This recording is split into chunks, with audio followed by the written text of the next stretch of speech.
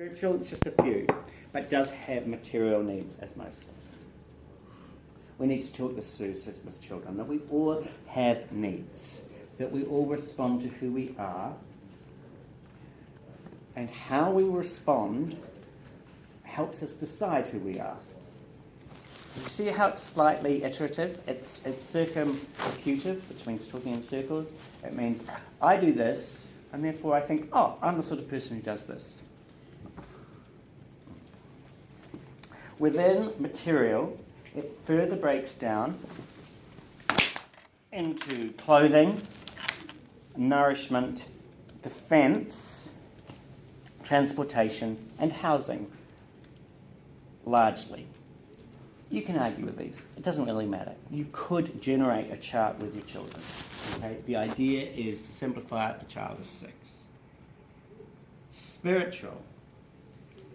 Let's start with spiritual because as adults it's quite interesting. Cultural and the arts, religion, and vanity. Now this causes a lot of contention. Is anybody vain in the room? Sometimes. Yeah. You all do things, we all do things that are beyond function. If it was just about function, it wouldn't matter what car we had, what clothes we had, where we lived. It would just be about function. But our vanity takes us well beyond function. True? So we have vanity in here. Necklaces, jewellery, self-adornment, haircut, whatever is vanity. Don't kid yourself you don't have it. Understand how you have responded to the need of vanity. And even saying, oh, I'm not going to bother getting my haircut ever, is actually a vain statement because you've made a statement about how you want to look. Even if you're trying to be as neutral as possible, you still have a self-impression component. True? Religion. Wow. You can put the word spirituality if you wanted to. But a set of beliefs or a running narrative, a story that helps you to make sense of your life. Could that be a definition for religion? A story that helps you to make sense of your life. Fervently religious people would argue with me and say, it's not a story, it's the truth, and it's cool. Other people might just say, yeah, I refer to bits and pieces. This is the way that I make sense of who I am. Culture and arts. Remember we talked about the whole point of language is to not self-expression. It's not like I have an image of self that I need to project, but it's self-expressing. It's that idea of I need to find out who I am by doing. Now, everybody has that. You might be a ballet dancer. You might be an actor or a painter or a pianist or whatever you do. You might have like an identifiable art, but you might not. Your art might be something different. The way you socialise. Even the order that you watch television programs in might be your self-expression. Self-expressing. Helping you to understand the story that you're telling. So can you see the problem with this? Is that you're telling a story, and by telling a story, it becomes true, and therefore you believe your story because you told it, and then you keep on going. And that's where rigidity of thinking comes along. So you need a big brother. You need a caring teacher. You need an adult, or you need somebody in your life who's just going to go, you don't actually believe that. You just thought it once. It isn't who you are. It happened to be a thought that you've acted on. We need people to jolt us. Who are the jolters in your life? Who jolts you? Who gives you a little push cognitively every now and then? Apart from you. Who? My partner does. Your partner? Yeah, he constantly pushing like me to do things I don't think I can do. In a languaging way. Nice. Anything else? Who else are your jolters? My husband. Yeah? He just pushes you? Turn it really.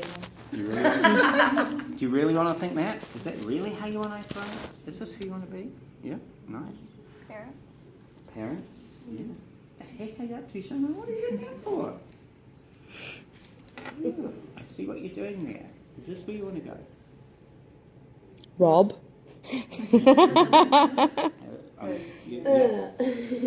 Who else pushes you? Are you good at pushing yourself? Do you question? You say, God, what are you acting like that for? Why do you do that? Actually, yeah, I like it when you do that. Because isn't a friend somebody who's in that Goldilocks zone, if you like, not too hot and not too cold, but they actually just push you at about the right level? If they push you too much, you think, If they push you not enough, you think, really, you know, I'm walking all over you here and you're not noticing, and no one loves a doormat, I'm out the door, right? One of the women in the play I'm with, she came in and she said, things aren't good in my relationship. Why, what's up? She said, well, I've had some bad news at work, but I didn't feel like I wanted to talk to my boyfriend about it. And I want the boyfriend to be the one I do want to talk to. So she felt that that was a problem with their relationship. I said to her, actually, there's no such thing as one relationship where you get all the problems solved. You know, a plant needs sun and water and light and earth. You know, you don't just need one. But she wanted to feel like her boyfriend, she wanted her boyfriend to be the one, the go-to shop for everything. I thought that's a very demanding model of relationship. I thought to myself, I just said, I didn't say that to her. Why not? Because she's about to go on stage and she's just late for a queue anyway. But if there was the opportunity for you to go deeper into that, would you have said personally, that? Absolutely. That's what I spend a lot of time going deeper with people. Well, in her situation, did you know her well enough to be able to? She's already indicated to me that she's having relationship issues. Now, she's identified that, but I don't think that's the cause. Because remember, I don't think that the smoke is where the fire is. So I don't think at the moment she's in the right place to push about that. Plus, we're in a show together, which means that 6 nights a week she's out of her own life and she's tired and stressed. So it's probably not the right time, but generally speaking, yeah, I would find a time to talk to somebody about that. Okay. That'd help you to understand. I did actually say the plant idea. You need sun and water and from everybody else. Okay, so we have people that push us, true. What does it feel like when you push yourself? You haven't got a good example where you are just behaving like an absolute pillock and you turned yourself around through self-talk. Anybody? I do that sometimes when I argue with my mum. Yeah. I'll argue with her and I'll say things and then I'll go downstairs and I'm like, why did I say that? That was actually really awful. Like there was no need for me to say that, and you kind of do, and then you go, sorry. But same as also when I was younger, it happened a lot. Like I would do things and then I'd be like, I actually don't even know what I'm arguing about or why I'm doing these things. Like, especially when you're 12 to 15, because remember all the roadworks are happening, but you don't know why you do things. I don't even haunts it. You do some crazy, awful things, and it's pretty amazing that families stay together through kids' adolescence. But there are some people who overdo it, who relive every moment. I should have said this, I should have done this. Like there's a hypercritical, there's a hyper, which is too much, and hypo. Hyper is too much, hypo is too little, but there's a happiness range, isn't there, of self-critique. Yeah, and you don't want to be so down on yourself that you keep pushing yourself lower and lower and lower.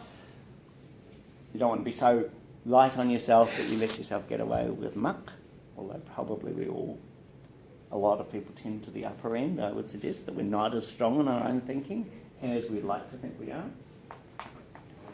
So that's what an understanding of culture and arts is. Religion is like a whole big story that comes through your whole life. Culture and arts is like making sense of the moments as you go through. And vanity is just, you think you're pretty cool. The truth is you are pretty cool. And this rather lovely aspect of being human is that we are all really wonderful. But we're always out of check, eh? We're always out of balance. We think we're this too much or this too much too this. Under material, you're all wearing clothing. Is anybody wearing animal clothing? This top has got some wool in it, I'm led to believe. I can't really believe it, but yeah, wool. You've got leather, yes. What else animals have you got? It's got goose down. Goose down, nice. Has anyone got silk? because remember, silkworms, that comes from animals. Wool comes from sheep, yes. Merino, yes. What else? Other animals is anybody wearing? You've got a sheep on your head, presumably. It's all synthetic. Is it? You've got some petrol on your head. Has anyone got any gratitude for plants, for the things that they're wearing? Are you wearing any cotton, for example, is plant? And plastics are plant. Why do I say that? Comes from oil. Comes from oil. Keep going. Degraded. Yeah, which of the plants have been squashed and come out. Cool. So we've got quite a lot of gratitude to plants, to animals. Is anyone wearing any other forms of clothing? Are you wearing any? Lycra would be a rubber. There is a rubber in there, and rubber comes from plants, remember? You tap into a rubber tree and the gum comes out and you get rubber. So yes, very important. Is anyone wearing any stone? Any gravel? Any sand? Glass? If you've got glass on, yes, I've got. This is obviously sand. Glass comes from sand. So I've got some minerals as part of what I'm wearing. So I'm grateful to the material world, to the animal kingdom, to the plant kingdom. And gold is another mineral. Yes, coral. If anyone's got any coral on, that's a lovely animal. Pretty amazing animal, the coral. Corals have made the equivalent landmass of Asia through their work. So what did you just say? What was this? Coral is an animal, yeah, and they have made the equivalent landmass of Asia. It's pretty cool. Anyway, so we want to be grateful to all sorts. I can see you've got some sand around your eyes. Yes, you've got some metal here that somebody has dug out of the planet at some point. Yes, has anyone else got metal? Didn't know what yours were. I think they might be. They're metal. They're metal, yeah. It's painted.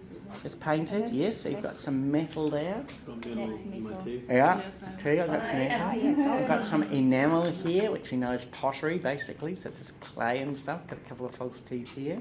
And mercury. Got my earrings. Earrings, And gems. No, just the Yeah. and then my ring. Yeah. And gemstones, yes.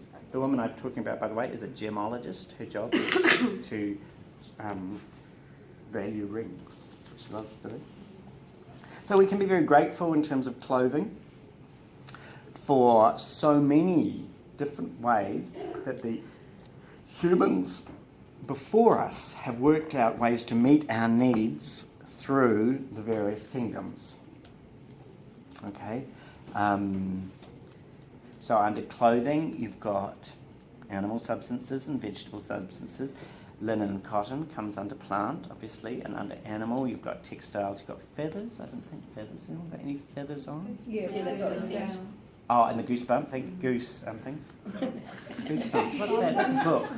Oh, that's right. Goosebumps. E.L. Stein or something? RL. R.L. Stein. Were they using it in 9 to 12? Were they reading that? I don't know. Maybe. No, they didn't like it. They were there, but they didn't like Don't like it. it. Oh, the older. Too much fiction. boys. Far too much fiction. And hair, we've got fur. Didn't we talk about fur? Anyone got fur on? No? And wool we did talk about. Then we talk about nourishment. What did you have for breakfast this morning? I want you to identify all of the bits and pieces. So cereal comes from grains, so it's plants. And milk, presumably, with it, so it comes from animals, which is dairy. Seeds from plants. I have no idea. I'm going to say Mars.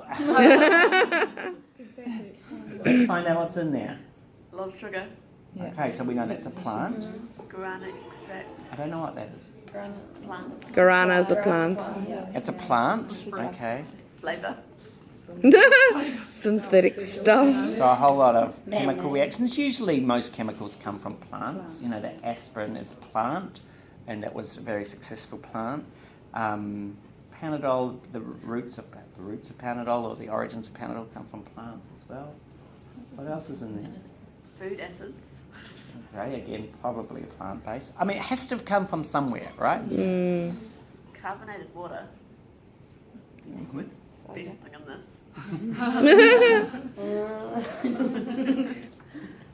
All the other things are plants, so Okay. it's debatable. Yeah. It's a salad, pretty much. Yeah.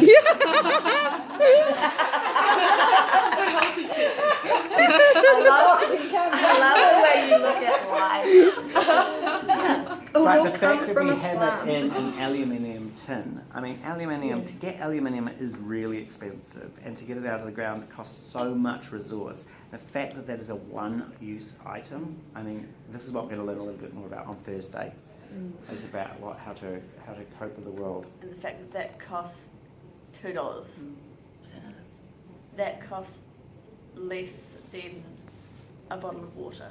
It's like what, Drives $4? me nuts, that stuff, actually. It doesn't cost that, it's how much you pay for it. Yeah. Which That's is how a much. massive That's how difference. much it cost me. So animal, mineral and vegetable substances under nourishment. What else did people have for breakfast? Smoothies. Smoothie is what? Milk? You've got dairy? Yes, there was dairy. What? Fruits. It Fruits. was a tropical. Oh. You So, bought it? yes. Okay. So it has nuts in it? No, So no no nuts. Maybe that's grass stuff. Whatever they put that. Wheatgrass. Wheatgrass. Did they put that in? No, it was just fruit. It was strawberries, mango, pineapple. It's rather lovely, the psychology that you think you're eating really well when you drink those foods, but you just know that you're not. That any value added is well gone by the time you Do you get know there. that in a tank juice, the average sugar was more than your sugar intake for a whole day? But we just have the notion that it's Thank you. fresh, it's salad, so we perceive it as healthy when really, and lots of fruits aren't actually that healthy either. They've banned bananas in the London Zoo for the monkeys because there's too much sugar content in the commercially genetically modified banana now, that our monkeys all get diabetes, so they're not allowed to have bananas. Were bananas hard before they modified it? Because they had seeds in it. But There's still a seed at the end, a little black seed at the Oh, very yeah. bottom of the banana. that off. Were they hard? Back in the good old days, no, I don't remember them any harder. That wasn't like that. Well, I was kind of asking Stephen. If you want to take it that way. It's a safe environment. I see. But I'm glad we got the deeper understanding of what happened there. Bananas are actually a real risk product because remember there is only one banana and all the rest are clones of that banana. So bananas are very, very high risk in terms of ecological fragility. Wow. Cheetahs, there's only one cheetah as well. It's a very, very sad ecological state. We've just got clones of the same cheetah. Anyway, interesting Going back to to the find out. food, does it when I just completely lost that train of thought, I think. Okay. We've got time. I think about homegrown stuff. Don't go there, Stephen. Don't go there. Wouldn't dream of it. Wouldn't dream of pushing you. It was. When it comes to homegrown stuff, I'm just thinking about the like you said about bananas and the zoo being genetically too sweet, and stuff. And I'm guessing that goes for a lot of food you buy. Yep. How does that go for stuff that you grow at home? Because I know that the seeds. Well, the seeds are obviously genetically modified anyway, and then it depends on the fertilizer that you use, and it depends also on the pesticides that you use, and also the nature of the nutrients in the soil. So we've stuffed up pretty much everywhere you go. There's going to be big problems.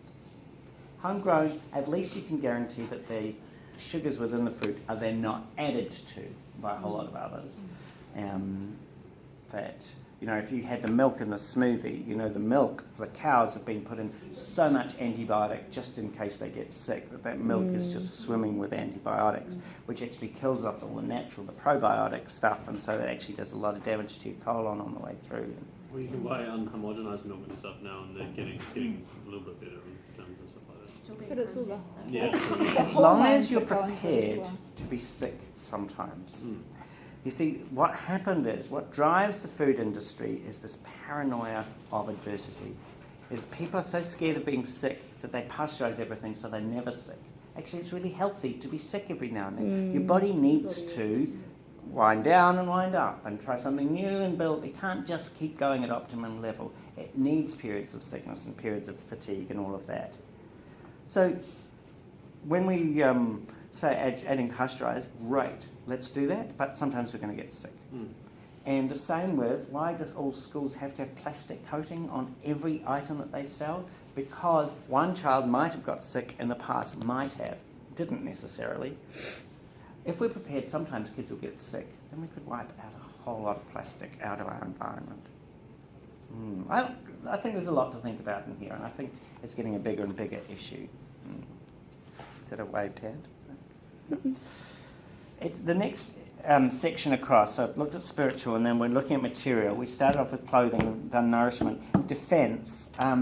This isn't defence like iron, as in wearing clothes to protect you, or gunpowder as in ways of attacking an enemy, or stone as building a wall around you, or wood as in bombing people on the head, but also to do with antibiotics. That's a strength. Exercise is a defence against getting sick.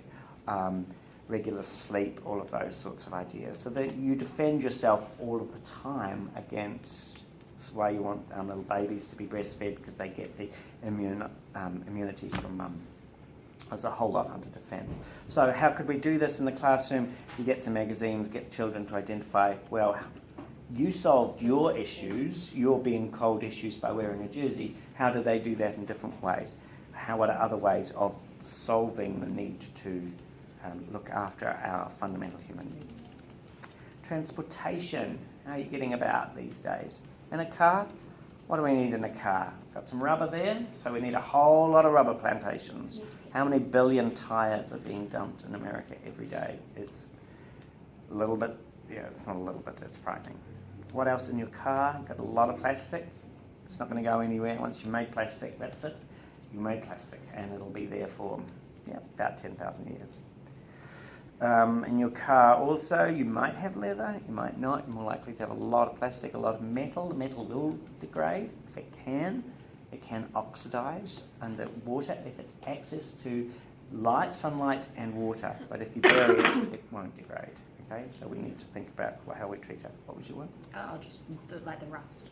Yeah, rust. Well, iron is, but remember aluminium won't rust. And remember, if you galvanise iron, it won't rust. So there's a whole lot of things that we do to prevent things happening. Like food that doesn't rot. You can't get any nutrition from food that doesn't rot. Like, oh, this food won't go off because we've sprayed it.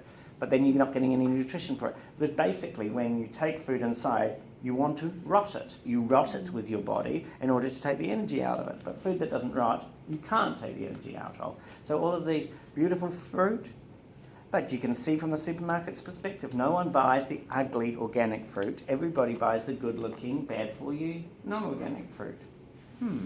What does the supermarket sell? Well, everyone's buying this, I mean, it should sell this. But this stuff's good for you.